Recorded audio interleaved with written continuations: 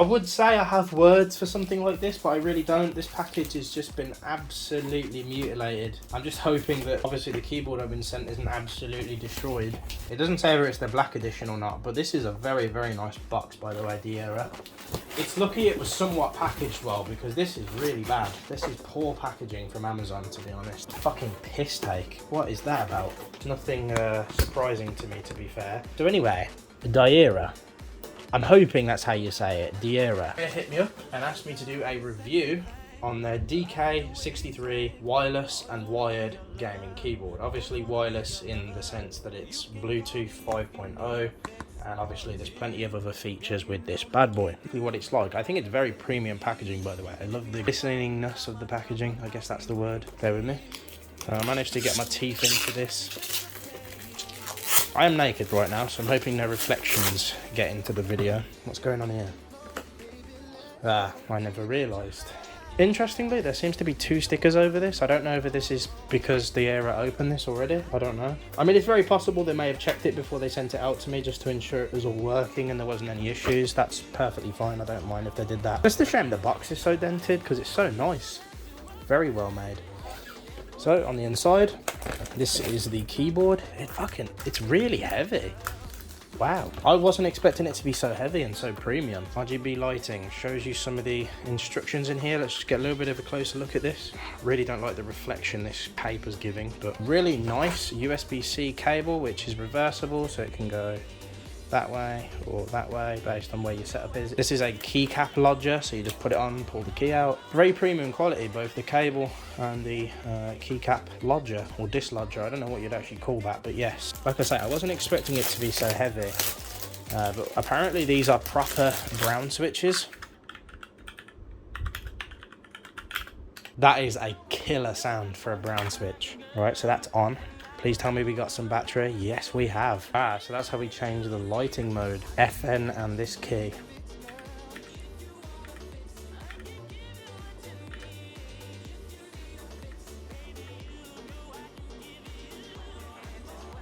I'm not sure which one I like the most, to be honest. I usually have specific needs for RGB lighting. It feels really good, it looks great, but obviously, like I say, I really need to get to grips with this thing before I start making a proper review on it. So that's going to be it for now. I'm going to play with it and I'll let you guys know how it goes in the future.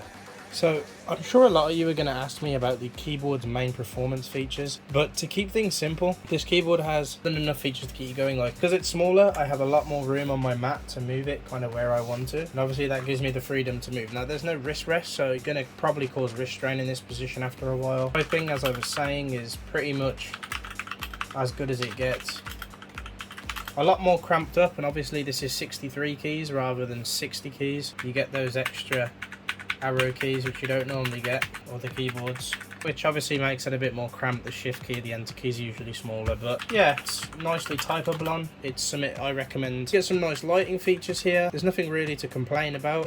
One thing I will mention straight away is that you have to press, I believe it's FN and R.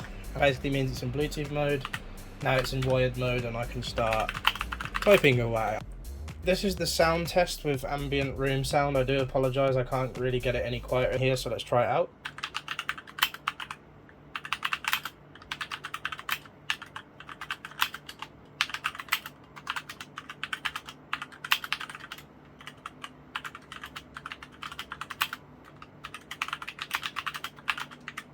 Moving on to pretty much the core thing, in my opinion. Show you a game of me on Warzone, and we're going to get into that and, you know, see how it goes.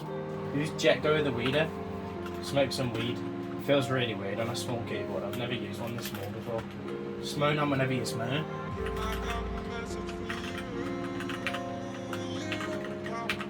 So I mean, I was getting, well, I think it's about getting me sick, so, you know, I can't even talk.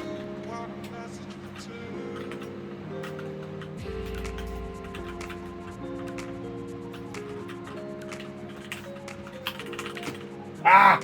Was that Ninja's favourite keyboard that you're playing with? Getting a bit of wrist strain without having a wrist strap, so look, I'm not being funny, but...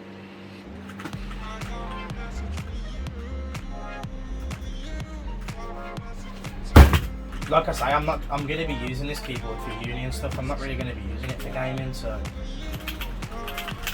Get in the fucking door! And this is obviously on the DIERYA DK63.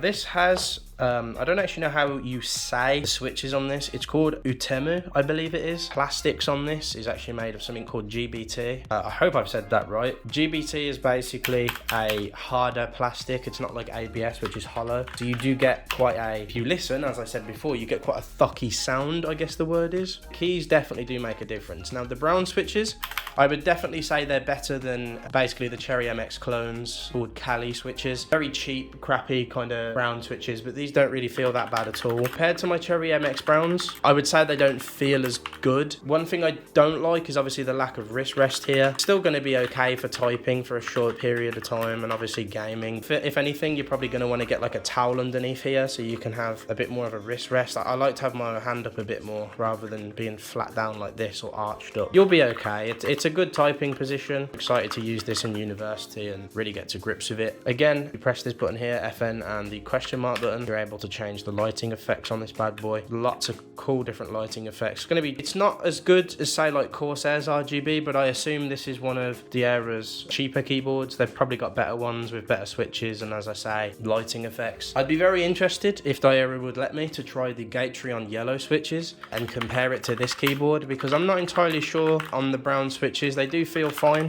They do feel like there's a little bit of tactility, like I can feel the bump when I press in. So obviously with this, you're getting Bluetooth 5.1. You're getting obviously the black model here. Apparently there's a DK65. I'm not entirely sure on the differences between the two. Again, there's different Bluetooth modes on here. So this is to go into USB mode or Bluetooth mode. If you press FN and press the right arrow key, you're able to speed up the effects. Or if you press the left arrow key, you can slow down the effects. You can also turn down the brightness by pressing down, and going up increases the brightness. Fortunately, it is not in the layout that I would prefer it to be, with the @ sign being here, hashtag being here. It's all kind of changed around, which the UK layout, but that's perfectly fine. It doesn't look as good on camera, I don't think, as it does in person. I haven't had any issues with this keyboard in regards to typing or using it for gaming. I'm just used to seeing keyboards that are like this big that go off the camera. This is a 60% keyboard with the addition of the arrow keys, which sometimes aren't available on small keyboards like this.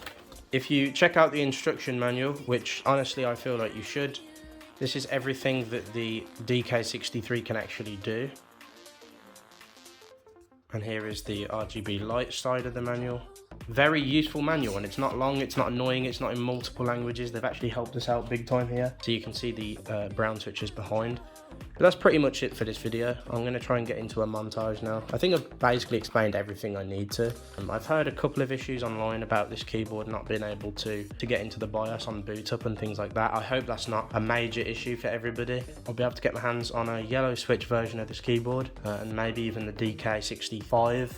I've just always been a big fan of brown switches, mainly the Cherry MX ones, so this is great value. It's on sale at the minute, I believe, on Amazon, so I'll leave my associate link below, and obviously DIERYA's associate link. And that's pretty much it. Let's get into the montage.